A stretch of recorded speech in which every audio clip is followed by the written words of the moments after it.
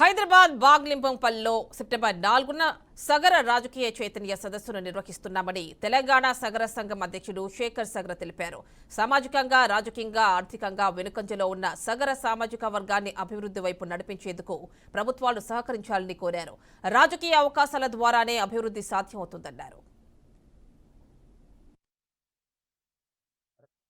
స్థానిక సంస్థల ఎన్నికలను దృష్టిలో పెట్టుకొని రాష్ట్ర వ్యాప్తంగా ఉన్నటువంటి మా సగర కులస్తులను రాజకీయంగా మొదటి అడుగు ఎక్కడైతే గ్రామ పంచాయతీ ఎన్నికలలో ప్రోత్సహించే లక్ష్యంతో వచ్చే నెల సెప్టెంబర్ 4వ తేదీన రాష్ట్ర రాజధాని హైదరాబాద్లోని సుందరయ్య విజ్ఞాన కేంద్రంలో సగర రాజకీయ చైతన్య సదస్సును ఏర్పాటు చేయడం జరిగింది. దానికి సంబంధించినటువంటి పోస్టర్ రిలీజ్ కూడా ఇప్పుడు చేయబోతా ఉన్నాం.